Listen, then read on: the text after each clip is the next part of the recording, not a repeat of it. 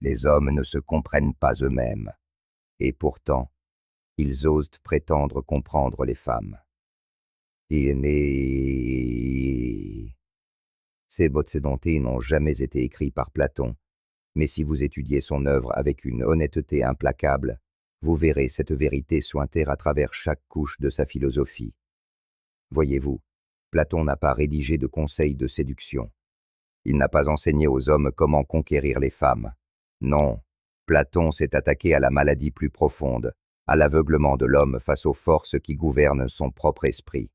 Car bien avant que les hommes n'apprennent à chasser la beauté, bien avant qu'ils ne s'inclinent devant les doux murmures du féminin, Platon avait déjà diagnostiqué le véritable problème. L'esprit de l'homme, lorsqu'il n'est pas discipliné, devient le terrain de jeu parfait pour l'illusion. Vous vous souvenez sans doute de l'allégorie de la caverne dans La République, cette célèbre histoire de prisonniers enchaînés dans l'obscurité, fixant des ombres projetées sur un mur. Ils croient que les ombres sont réelles. Ils vénèrent les illusions. Ils bâtissent toute leur existence sur des mensonges projetés par d'autres. Mais ce que Platon ne dit pas directement, ce que la plupart n'osent jamais voir, c'est que ces ombres n'étaient pas seulement des manipulations politiques ou sociales. Non, mon ami, l'une des ombres les plus puissantes projetées sur l'esprit de l'homme est la femme elle-même. Non pas la femme dans sa nature la plus pure, mais la femme en tant qu'idée, en tant qu'illusion, une projection conçue pour garder les hommes distraits, dociles, émotionnellement asservis. Laissez-moi vous expliquer. Platon nous avertit que les masses ne croiront jamais la vérité lorsqu'elle éclatera au grand jour. Elles se battront pour défendre leurs illusions, et aucune illusion n'est plus enivrante que l'idée que les femmes sont innocentes, pures et incapables de manipulation. C'est le grand théâtre où les hommes se perdent. Une femme sourit, et l'homme non averti appelle cela l'amour. Elle pleure, et il appelle cela la sincérité. Elle touche sa main, et il appelle cela le destin. Mais Platon en rirait, car pour lui, c'est le comportement d'un prisonnier qui refuse de tourner la tête vers la lumière. Il vit dans les ombres et les nomme réalité. Voyez-vous, Platon soutenait que la véritable connaissance commence lorsque vous reconnaissez que vous ne savez rien. Le commencement de la sagesse est la définition des termes, a-t-il écrit. Mais combien d'hommes définissent que la femme en se basant sur ce qu'elle montre plutôt que sur ce qu'elle est? Combien d'hommes étudient la nature de l'influence féminine avec autant de rigueur qu'ils étudient les affaires, la politique ou la guerre? Aucun. Et c'est précisément pourquoi les femmes dominent le paysage émotionnel des hommes sans lever le petit doigt. La femme n'a pas à comploter contre vous. Elle n'a pas besoin de conspirer comme un génie du mal. Non, elle existe simplement comme un miroir de votre ignorance.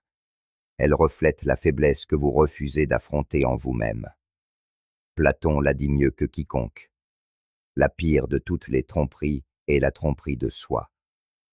Les hommes se trompent eux-mêmes en croyant être rationnels en amour, mais ils ne le sont pas. Ils sont des prisonniers, et les chaînes ne sont pas à leurs poignets. Elles sont enroulées autour de leur esprit. Et c'est là que réside la vérité brutale de Platon. Ce n'est pas la femme qui vous manipule. Ce sont vos illusions à son sujet qui le font. C'est l'idée de la femme, la fausse déesse que vous avez construite dans votre esprit, qui vous maintient en esclavage.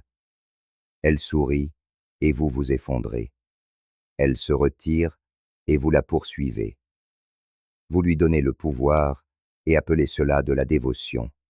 Mais Platon vous avait prévenu.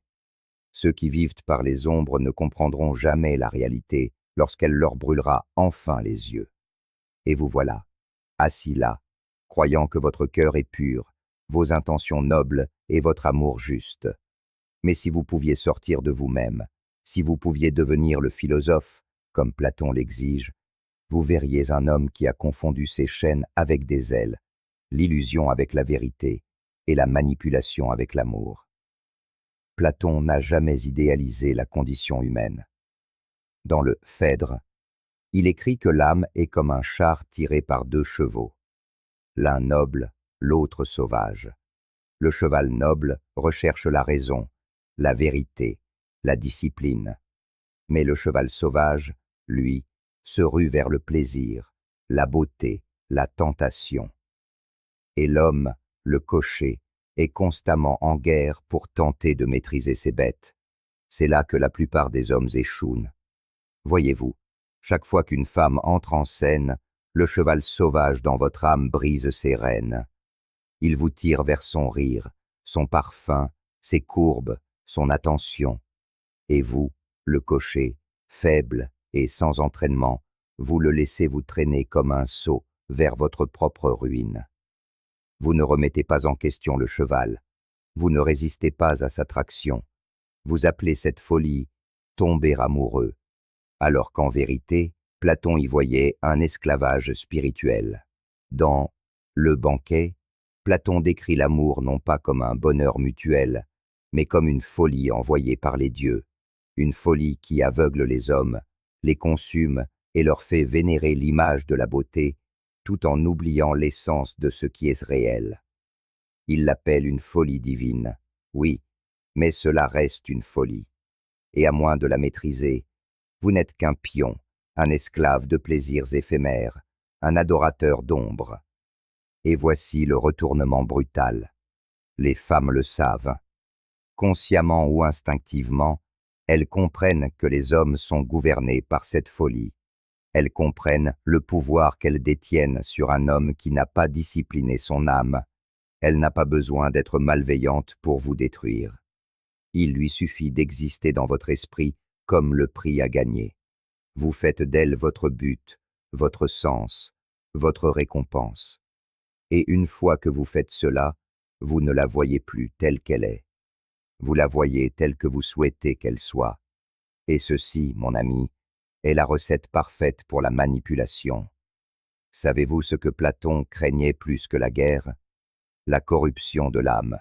Il a averti que les hommes qui ne peuvent se gouverner eux-mêmes seront gouvernés par d'autres, par des tyrans, par des sophistes, par des flatteurs.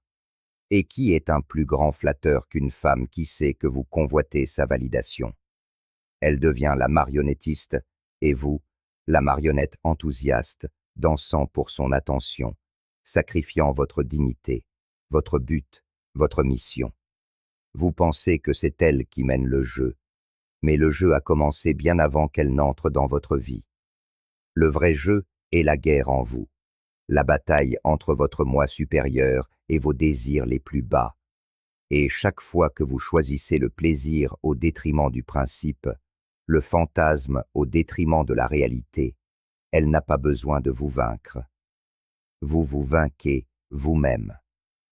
Platon a écrit « L'homme juste ne permet pas à la partie désirante de son âme de le dominer. » Pourtant, vous voilà, négociant avec vos émotions comme un lâche, espérant qu'elle vous choisira, vous validera, vous complétera. C'est la marque d'un homme qui a quitté la caverne seulement pour en construire une autre, cette fois avec des barreaux dorés et des chaînes de velours. Laissez-moi vous poser cette question.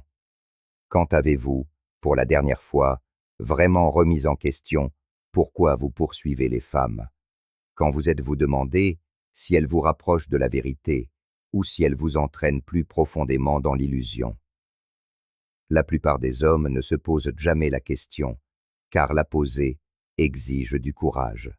Cela exige que vous admettiez que vous avez eu tort, que vous avez été dupé, que les histoires que vous vous racontez sur l'amour, la dévotion et le destin ne sont que fumée et miroir. Et tant que vous n'affronterez pas cette réalité, tant que vous ne vous tiendrez pas comme le philosophe, regardant directement la lumière de la vérité, vous resterez un esclave. Non pas des femmes, mais de l'idée des femmes que vous refusez de remettre en question. Platon a compris que la société est construite sur des récits, sur des mythes conçus pour maintenir les gens obéissants au système.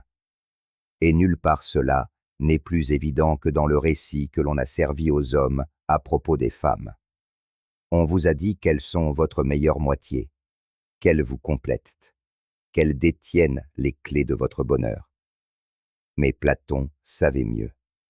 Dans La République, il est clair. Les masses doivent être gouvernées par ceux qui ont vu la vérité. Pourtant, la tragédie est que la plupart des hommes ne deviennent jamais les souverains de leur propre esprit. Laissez-moi vous révéler la véritable structure du jeu. Platon voyait l'âme humaine divisée en 3 parties: la raison, le cœur et l'appétit. La raison cherche la sagesse et la vérité. Le cœur cherche l'honneur et la reconnaissance. L'appétit cherche le plaisir et le confort. La plupart des hommes, lorsqu'il s'agit des femmes, vivent entièrement dans l'appétit. Elles sourient, vous ressentez du plaisir. Elles vous accordent de l'attention, vous vous sentez validé.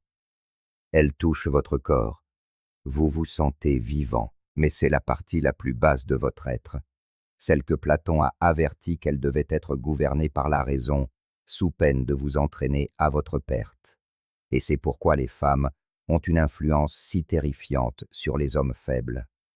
Elle n'a pas besoin de défier votre esprit, elle n'a pas besoin de respecter votre mission. Tout ce qu'elle a à faire est de nourrir votre appétit, et vous vendrez votre âme pour un autre avant-goût.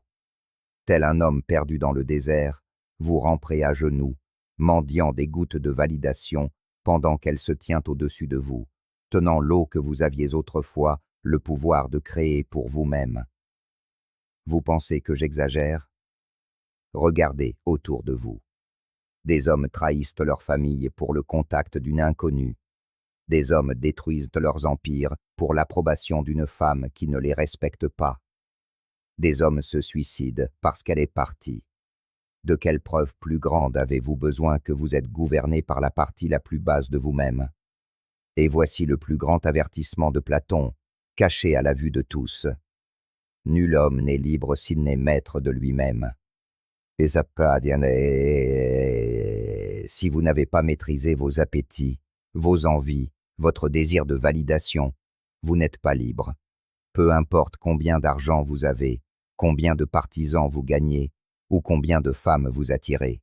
Si elles peuvent vous briser d'un regard, vous êtes toujours un prisonnier. Mais il y a plus.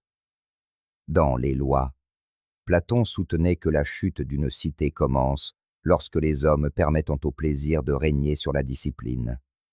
Et qu'est-ce que la société d'aujourd'hui sinon un cimetière d'hommes qui ont sacrifié leur force sur l'autel de l'approbation féminine? Vous le voyez en politique, en religion, dans la culture. Des hommes qui s'inclinent, s'excusent, se soumettent, non pas à la vérité, non pas au principe, mais à la peur de la perdre. Platon n'a jamais enseigné aux hommes à haïr les femmes. Il a enseigné aux hommes à voir clair. La femme n'est pas votre ennemie. Elle est le reflet de votre âme indisciplinée. Elle joue le jeu parce que vous l'avez invitée à la table, aveugle, désespéré, non préparé. Mais vous pouvez renverser l'échiquier. Vous pouvez sortir de la caverne. Vous pouvez reconquérir le trône de votre esprit. Mais seulement si vous osez affronter ce que la plupart des hommes craignent le plus, la vérité sur eux-mêmes. Laissez-moi vous dire quelque chose que Platon a laissé entendre, mais que le monde moderne refuse d'accepter. Les femmes testent les hommes pour une seule raison: révéler la faiblesse qui vit déjà en lui. Elle n'est pas la cause de votre effondrement. Elle est le miroir qui vous montre qui vous êtes vraiment lorsque votre ego est mis à nu. Platon, dans le Gorgias, le dit de manière dévastatrice. Il vaut mieux subir l'injustice que la commettre. Pourquoi? Parce que l'homme qui commet une injustice prouve qu'il n'a aucune maîtrise sur ses désirs. Et voici l'ironie que la plupart des hommes ne comprennent jamais. Lorsque vous poursuivez une femme, compromettez vos valeurs, trahissez votre mission et mendiez sa validation, vous commettez une injustice contre votre propre âme. Vous pensez servir l'amour, vous pensez vous battre pour elle, mais en réalité, vous vous violez vous-même. Platon a enseigné que la plus grande harmonie qu'un homme puisse atteindre est de se gouverner avec la raison, d'aligner ses actions sur la vérité et non sur la tentation. Et pourtant, regardez comment la société vous programme à trahir cette loi. On vous dit de vous battre pour elle, de ne jamais abandonner l'amour, de prouver que vous êtes un vrai homme en sacrifiant tout pour son approbation. Mais Platon a mis en garde contre cette manipulation exacte. Dans La République, il l'appelle le règne du grand nombre par les flatteurs persuasifs. Et qui flatte mieux vos illusions qu'une femme qui nourrit votre ego pendant que vous abandonnez votre esprit? Vous voyez, les femmes ont appris, consciemment ou non, qu'un homme dépendant de la validation sera toujours facile à contrôler. Elle n'a pas besoin d'utiliser la logique. Elle n'a pas besoin de vous vaincre dans un débat. Elle a seulement besoin de vous regarder dans les yeux et de vous faire sentir comme un roi, et vous ferez le reste. Vous vous détruirez pour son attention, pensant que vous poursuivez l'amour, alors que vous poursuivez en fait votre propre esclavage émotionnel. Platon n'a pas seulement parlé de l'homme individuel. Il a mis en garde contre l'effondrement des civilisations lorsque les hommes abandonnent la discipline pour le plaisir. Il a vu ce schéma dans la chute d'Athènes. Il a regardé les dirigeants compromettre leurs principes pour plaire aux masses, tout comme les hommes modernes compromettent leur âme pour plaire aux femmes. La maladie est la même. La maladie de l'âme indisciplinée finit toujours de la même manière, par l'effondrement. Mais Platon a aussi donné le remède. Il a enseigné que le but le plus élevé d'un homme est de poursuivre le bien, de sortir de la caverne, d'affronter la lumière même si elle vous aveugle, même si elle consume tout ce que vous pensiez être réel. Et voici ce que la plupart des hommes ne feront jamais. Ils n'oseront jamais voir la femme non pas comme une déesse, non pas comme une malédiction, mais comme un miroir. Un miroir leur montrant leurs appétits indisciplinés, leurs égos fragiles, leur besoin désespéré d'être vus. Avez-vous le courage d'affronter ce reflet? Avez-vous la force de vous tenir debout? Non pas comme un mendiant, non pas comme un esclave, mais comme un homme qui se gouverne d'abord lui-même. Parce que tant que vous ne le ferez pas, vous serez toujours manipulé. Vous tomberez toujours dans le piège du jeu, parce que vous refusez de maîtriser le joueur en vous. Et quand vous verrez enfin cela, quand vous vous tiendrez enfin dans la lumière dont Platon a parlé, vous ne regarderez plus jamais les femmes de la même manière. La plupart des hommes vivent dans la terreur de perdre les faveurs d'une femme. Mais Platon vous enseigne à craindre quelque chose de bien pire, la perte de votre propre âme. Il écrit dans le Phédon, « L'âme prend le caractère des actions qu'elle poursuit. »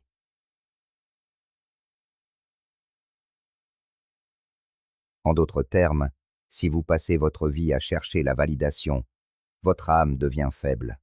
Si vous faites de son attention votre quête suprême, votre âme se ratatine en quelque chose de mesquin, de petit, d'indigne de grandeur. Laissez-moi rendre cela encore plus brutal. Chaque fois que vous pliez vos valeurs pour la garder, chaque fois que vous taisez votre vérité pour lui plaire, chaque fois que vous sacrifiez votre mission pour ses émotions, vous ne l'aimez pas. Vous vous trahissez. Et Platon est clair. La trahison de soi est la racine de toute injustice. Pourquoi pensez-vous que les tyrans s'élèvent? Pourquoi les civilisations s'effondrent-elles? Parce que les hommes refusent de se gouverner. Parce que les hommes préfèrent servir le plaisir plutôt que la vérité. Parce que les hommes préfèrent chasser les ombres plutôt que d'affronter la lumière. Et les femmes, consciemment ou non, testent les hommes pour exposer cette faiblesse exacte. Elle repousse vos limites pour voir si vous tiendrez bon. Elle retient son affection pour voir si vous supplierez. Elle défie vos convictions pour voir si vous les trahirez juste pour la garder. Et chaque fois que vous cédez, elle perd son respect pour vous. Car au fond d'elle, elle sait qu'un homme qui ne peut se gouverner lui-même ne peut rien gouverner. Ni sa vie, ni son avenir, ni son héritage. Platon a décrit le souverain parfait comme un roi philosophe, un homme qui a maîtrisé son âme, un homme qui cherche la vérité par-dessus tout, un homme qui est inébranlable face au jeu des masses. Si vous pouvez la regarder dans les yeux et y voir non pas une déesse, non pas une ennemie, mais un miroir. Si vous pouvez reprendre votre pouvoir, non pas avec haine, non pas avec amertume, mais avec clarté, Vous devenez ce que Platon appelait l'homme juste, le souverain de lui-même. Et l'homme qui se gouverne lui-même ne peut être manipulé, ne peut être détruit, ne peut être joué. Alors voici mon défi pour vous. Cessez de chasser l'ombre, cessez de vénérer l'illusion, cessez de troquer votre âme contre une affection temporaire. Levez-vous, regardez dans le miroir, affrontez les parties de vous-même que vous aviez trop peur de confronter. Et lorsque vous le ferez, vous ne craindrez plus jamais les jeux que jouent les femmes, car vous aurez dépassé le besoin de jouer. Si ce message a allumé un feu dans votre âme, s'il vous a secoué d'une manière que vous n'attendiez pas, ne le laissez pas s'éteindre ici. Prenez un moment, maintenant, pour aimer cette vidéo, la partager avec un homme qui a besoin de l'entendre, et vous abonner à cette chaîne. Nous construisons une fraternité d'hommes qui refusent de vivre dans l'ombre, des hommes qui osent de gouverner leur esprit, leur vie et leur destinée. Soutenez-nous en suivant le lien dans la description. Rejoignez-nous dans ce voyage vers la vérité, la maîtrise et la liberté, parce que le monde n'a pas besoin de plus d'hommes chassant des illusions. Il a besoin de plus d'hommes qui ont le courage de voir.